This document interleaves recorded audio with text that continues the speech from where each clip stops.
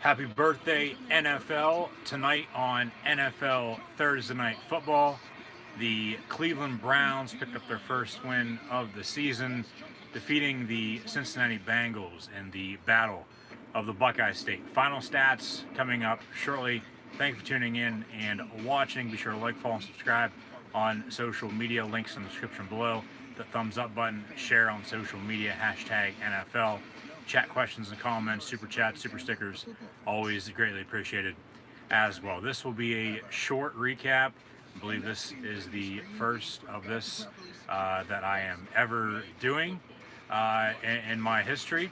This could be a new thing to come in the future. Only time will tell. I honestly don't know. I'm only doing this due to the fact I was having major technical difficulties during tonight's live stream. So I ended the live stream before halftime and decided if I could get everything back up and running by the end of the game. Was able to do that moments ago. That I would in fact tune in post game and do a little recap. So thanks for tuning in and watching. But tonight in the Week 2 kickoff, the Cleveland Browns win over the Cincinnati Bengals by a final score of 35-30. We started off with Cincinnati and the Tiger King himself, Joe Burrow, getting the football.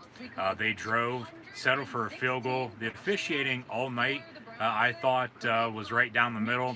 We did have a few missed calls, but on point. The Zebras did a decent job, to say the least, tonight on Thursday Night Football.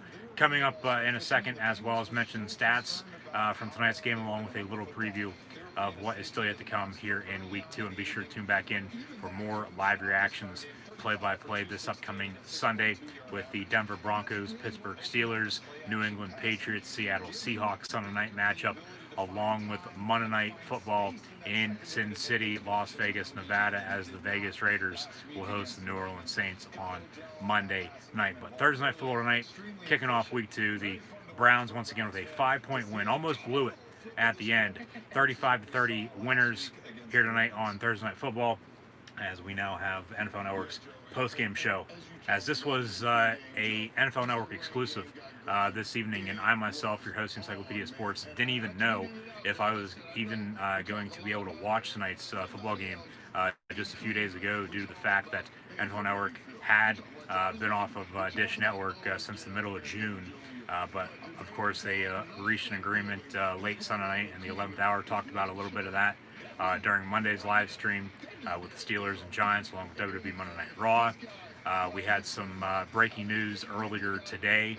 The next NXT TakeOver event will, in fact, be on Sunday, October the 4th. So that day, Titans-Steelers live reactions, along with that Sunday night matchup. I believe it's Eagles-49ers, if I'm not mistaken. And now NXT TakeOver, the next NXT TakeOver event that doesn't have any special name by any means at this point in time, but that obviously could change over the next few weeks or so. Also, Talkin' Shop-A-Mania 2, Friday night, November the 13th. I'll also have live reactions, play-by-play of that side-by-side with WWE Friday Night SmackDown. We'll catch the tail end of SmackDown before Talkin' Shop-A-Mania 2, because Talkin' Shop will be on pay-per-view on a Friday night this time around, unlike a little over a month ago now, on a Saturday night at 9 p.m., Friday night at 10 p.m. now, in about 2 months' time. But once again, thanks for tuning in and watching. Just be sure to like, follow, and subscribe on social media for updates. That's honestly all you really need to do with social media posts on Facebook, Twitter, Instagram, and right here on YouTube with uploads, live streams, and then even in the community tab. So be sure to go check that out as well. But be sure to hit that red subscribe button if you haven't done so already. But tonight's Thursday night matchup with the Bengals and Browns. Coming in, I had picked Cincinnati to win.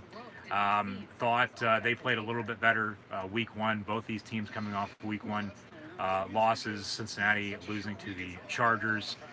Randy Bullock missed a potential game-tying field goal that could have sent the game to overtime. And then now tonight, I believe was 3 of 3 on field goals this evening on the road against the Browns.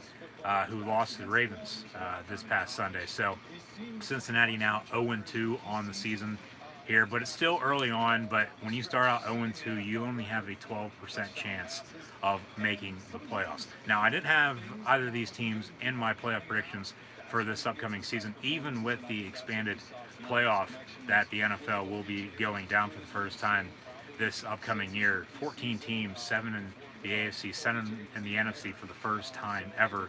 Whoever is the number 1 overall seed, they will be the only team that has a first round bye. 2 will play 7 then, 3, 6, 4, and 5, so on and so forth from the wild card round until Super Bowl 55 in Tampa, Florida on Sunday, February the 7th, 2021. So be sure to like, follow, and subscribe. But they kicked a field goal early on.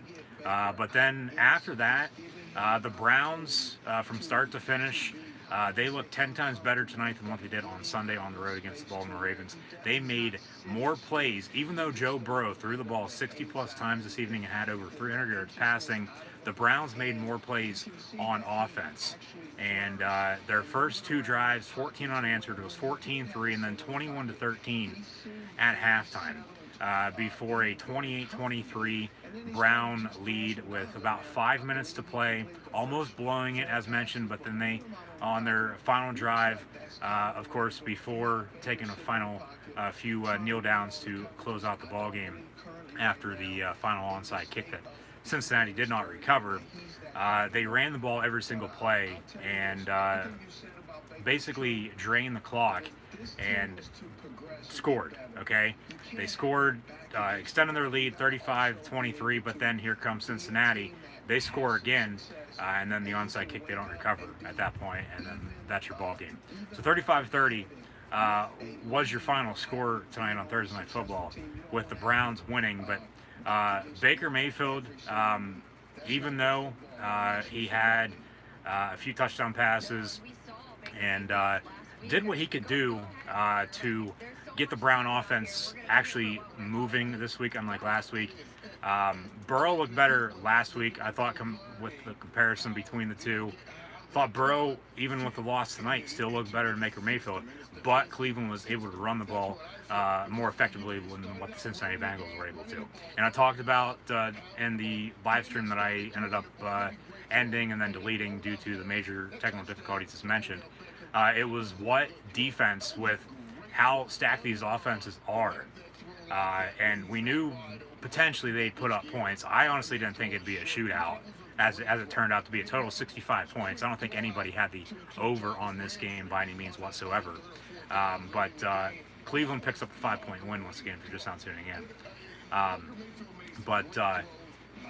Yeah, Baker made some great throws, as Michael Irvin, along with Steve Smith and Joe Thomas, were on the post-game for NFL Network. Cleveland was able to run the ball better with Kareem Hunt and Nick Chubb. Joe Mixon had about 50 yards rushing.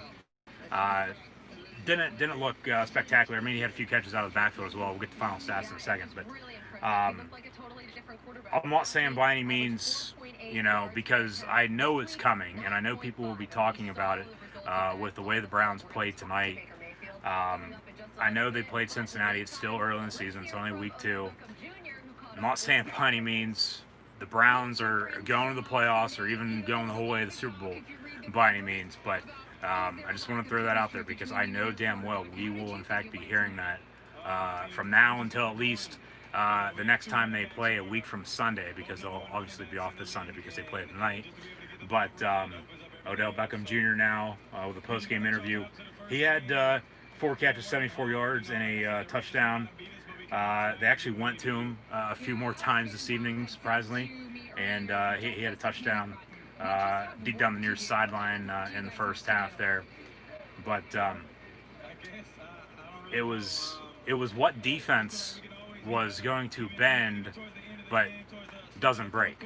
And in the end, it ended up being Cleveland. It ended up being the Browns. They held on for the win, which was a little bit of a surprise. I thought at a point or two that they potentially could blow this game and have Joe Burrow and the Bengals come back because, as mentioned, Burrow had over 300 yards passing on 61 official attempts. He had a fumble, took a few sacks. I mean, they got after him.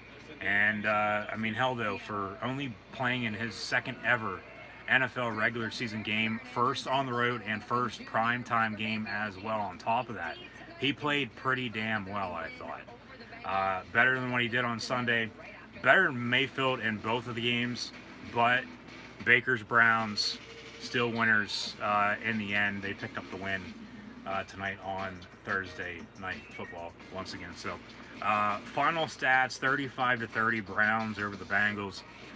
Burrow officially 37 of 61 for Austin 316 and 3 passing touchdowns. Also had a fumble, took a few sacks as mentioned, 3 for 31 yards on that. Joe Mixon had 16 carries for 46 yards rushing. Also had 4 catches out of the backfield for 40 yards. So if you had him in fantasy, I'm sure he did decent. Probably not as well as you would have hoped, but Joe Burrow even running the ball on a few quarterback draws, scrambling, avoiding sacks, had 7 carries for 19 yards as well. So about almost 340 total yards for Joey Burrow, the Tiger King himself, tonight on Thursday Night Football. Tyler Boyd led the way for the Bengals receivers. Had 7 catches, 72 yards, and a touchdown. CJ Uzma had 4 for 42 in a score. Carted off late with an injury. Looked bad, so we'll have to keep an eye on that. We've seen a lot of star players go down with injuries here in the first few weeks or so of the season. Sample, though, one of the other tight ends that Cincinnati has currently, he also had 7 catches for 45 yards. So I think they'd be fine at that position moving forward, but we'll have to see. As mentioned, Mixon 4 for 40. T. Higgins, the rookie receiver out of Clemson, had a good game as well. 3 catches for 35 yards. Got banged up a little bit at the end, as did A.J. Green at the beginning of the game, actually on the first play. Got the wind knocked out of him, it looked like, on the pass down the near sideline that was called a catch. It was a catch, but he caught it out of bounds, but they still called it a catch on the field, and then Cleveland had a challenge, and that was obviously reversed and overturned, and second down and 10 then before Cincinnati, of course, then drived and kicked the field goal to go up 3-0. But the Browns, once they got ahead, they didn't honestly really look back. Michael Thomas had 4 for 31 in a score. A.J. Green, 3 of 29. And then Giovanni Bernard had 5 catches for 22 yards out of the backfield as well. And then the Cleveland Browns, your winners. Mayfield, another pick, so he's got to get better on that. But he looked better than what he did, of course, on Sunday, because a win's a win, and you take it anytime you can get it. He's going to be on post-game interview coming up here shortly as well. He was 16 of 23 for 219, 2 scores and a touchdown. But as mentioned, in my opinion, the reason why Cleveland won, they were able to run the ball more effectively than what the Bengals were able to. They played better defense. They bended, but they didn't break whatsoever. Nick Chubb, 22 carries, 124 yards, 2 scores, and then Kareem Hunt as well, 10 carries for 86 yards rushing and a touchdown as well. And then Beckham, as mentioned, 4 for 74 in a score.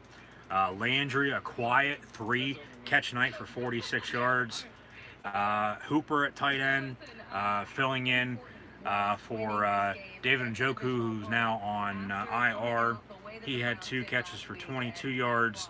And then Bryant as well, the rookie tight end, had 1 catch for 14 yards as well. Kareem Hunt, 2 catches for 15 yards out of the backfield for a touchdown. And then, Cleveland blocked well up front too, and that's why they were able to run the ball, open play action with Mayfield. Yeah, he threw a pick. Could do a little bit better with his reads, but then they played good defense as well, sacking Burrow a few times, forcing a fumble, and they were unstoppable on offense compared to how they played this past Sunday, it seemed like. So it sort of did come down to, as mentioned earlier, what defense was going to bend, but didn't break.